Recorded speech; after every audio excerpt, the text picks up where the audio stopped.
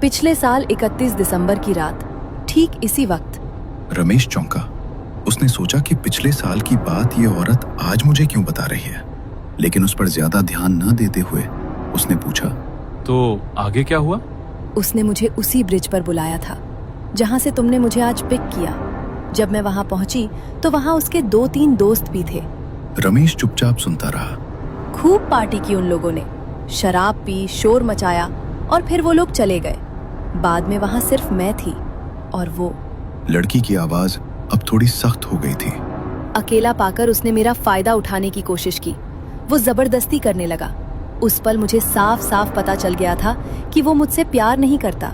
उसे सिर्फ मेरे जिस्म और मेरे पैसों से मतलब था। रमेश ने घबराहट में थूक निकला और बोला, तो आपने क्या किया मैडम? लड़की ने धीरे से अपना चेहरा शीशे की तरफ घुमाया और रमेश की आंखों में आंख डालकर उसने कहा, मैंने उसे उसी पुल से धक्का देकर मार डाला।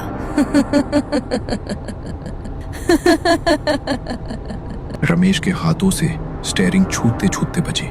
उसने जोर से ब्रेक पर पैर रखा लेकिन गाड़ी रोकी नहीं। क्या? मार डाला आपने? लड़की अचानक जोर से हंसी। वो हंसी किसी साधारण लड़की की नहीं लग रही थी। वो रमेश की सीट के थोड़ा करीब आई। तुम्हें क्या लगा कि मैं एक गरीब अबला नारी हूँ जो चुपचाप सब सह लेगी? रमेश का गला सूख चुका था। उसे लग रहा था कि उसने किसी डायन या पागल कातिल को गाड़ी में बैठा लिया है। लेकिन अगला वाक्य सुनकर रमेश की रूह कांप गई। और तुम क्या सोच रहे थे अभी थोड़ी देर पहले? हाँ, सुनसान रात, अकेली लड़की, मजा आ जाएगा। रमेश के माथे पर पसीना बहने लगा। नहीं मैडम, मैं ऐसा कुछ नहीं सोच रहा था, कसम से। मिरर में उस लड़की ने रमेश की आंखों में देखा और जोर जोर से हंसने लगी। क्या यार, तुम भी कितने डरपोक हो। मजाक भी नहीं समझते। उस लड़की की ये बात सुनकर रमेश के जान में जान आ गई। तभी सामने एक पुरानी इमारत का गेट दिखाई दिया। रमेश ने राहत की सांस लेते हुए कहा, गैलेक्सी अपार्टमेंट आ गया मैडम। लड़की नीचे उतरी और डिक्की खोलने लगी। ये बैग बहुत भारी है और मेरा रूममेट भी फोन नहीं उठा रहा। क्या तुम इसे ऊपर तीसरी मंजिल तक पहुंचाने में मदद करोगे प्लीज?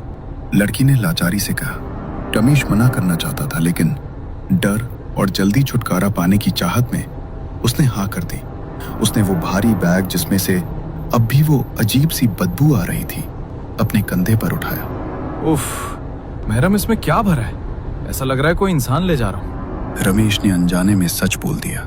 लड़की ने रमेश की तरफ देखा और कहा, एक और मदद करोगे? मुझे अपने रूममेट को कॉल करना है।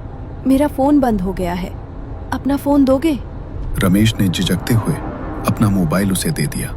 लड़की थोड़ा दूर गई, किसी से बात की और फोन वापस करते हुए बोली, शुक्रिया, चलो ऊपर चलते हैं। रमेश बैग लेकर तीसरी मंजिल पर पहुंचा। सीढ़ियां चढ़ते हुए उसका दम फूल गया था। वो एक बंद दरवाजे के पास रुका। बस यही रख दो, लड़की ने कहा। जैसे ही रमेश ने बैग नीचे रखा, उसने देखा कि सीढ़ियों से पुलिस इंस्पेक्टर और 2 हवलदार तेजी से ऊपर आ रहे हैं। रमेश के पैरों तले जमीन खिसक गई। फंस गया, इस लड़की ने मुझे फंसा दिया। अब ये कहेगी कि कत्ल मैंने किया है। रमेश ने घबराकर हाथ ऊपर कर लिए। पुलिस वाले पास आए। रमेश बोलने ही वाला था कि साहब, मेरा कोई कसूर नहीं है। तभी इंस्पेक्टर ने रमेश को नजरअंदाज करते हुए उस फ्लैट का दरवाजा खटखटाया। दरवाजा खुला। सामने एक 25 से 26 साल का लड़का खड़ा था। पुलिस को देखकर उसके चेहरे का रंग उड़ गया। इंस्पेक्टर ने कड़क आवाज में कहा, क्यों बे, सोचा था बच जाएगा? सिपाही ने उस भारी बैग की चेन खोली। रमेश की नजर बैग के अंदर गई और उसकी चीख निकल गई। बैग के अंदर उसी लड़की की लाश थी जो अभी रमेश के साथ टैक्सी में आई थी। उसका शरीर नीला पड़ चुका था और गले पर निशान थे। रमेश ने हड़बड़ाकर पीछे देखा। वो लड़की वहां नहीं थी। इंस्पेक्टर ने उस लड़के को हथकड़ी लगाते हुए रमेश से कहा, शुक्रिया दोस्त, अगर तुम सही समय पे अपने फोन से पुलिस कंट्रोल रूम में कॉल करके लोकेशन नहीं बताते तो ये सीरियल किलर इस लाश को भी गायब कर देता। ये अब तक 4 लड़कियों को मार चुका है। रमेश सन्न रह गया। कॉल? साहब, मैंने कॉल नहीं की, वो तो उस लड़की ने। तब रमेश को याद आया, उस लड़की ने उसका फोन मांगा था। उसने रूममेट को नहीं बल्कि पुलिस को फोन किया था, अपनी ही लाश बरामद करवाने के लिए। पुलिस मुजरिम और लाश को लेकर नीचे चली गई। रमेश बदहवास सा वहां खड़ा रहा। कांपते पैरों से वो नीचे आया और अपनी टैक्सी में बैठा। उसका पूरा शरीर पसीने से भीगा हुआ था। उसने इंजन स्टार्ट किया और वहां से भागने ही वाला था कि तभी उसकी नजर फिर से रियर व्यू मिरर पर पड़ी। पिछली सीट खाली थी, लेकिन कानों में एक आवाज गूंजी। मदद के लिए शुक्रिया रमेश। वैसे मेरा किराया नहीं लोगे?